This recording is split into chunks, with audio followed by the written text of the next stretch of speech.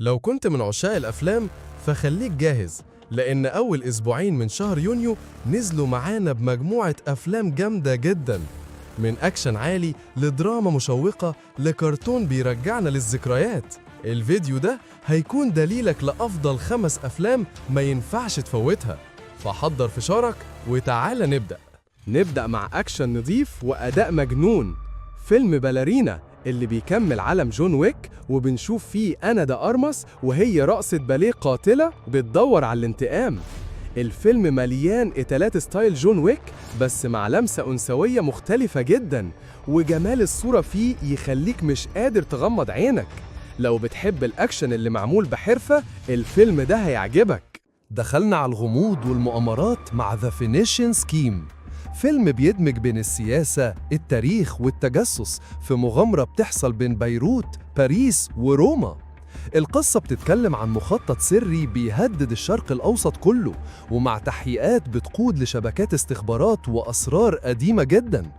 اللي بيحبوا أفلام على ستايل بورن أو تينكر تيلر سولجر سباي الفيلم ده ليك. وصلنا الفيلم دموي ومليان توتر مع Dangerous Animals.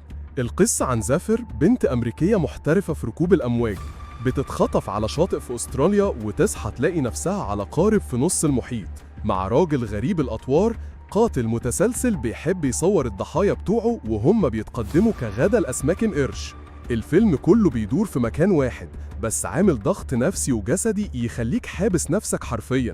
لو بتحب أفلام النجاة، الدم وأسماك القرش الفيلم ده هيشدك من أول مشهد لآخر ثانية.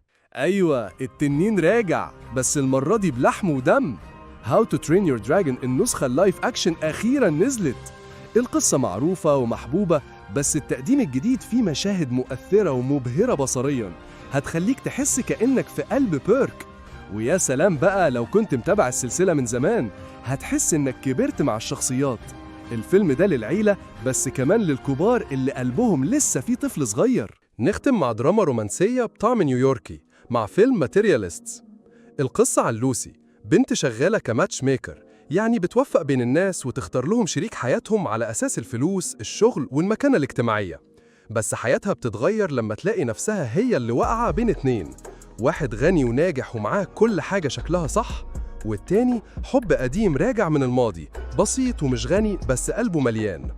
الفيلم بيلعب على التوازن بين القلب والعقل وبين الحب الحقيقي والمصالح، وده كله وسط أجواء نيويوركية سريعة ومليانة مشاعر وكوميديا خفيفة.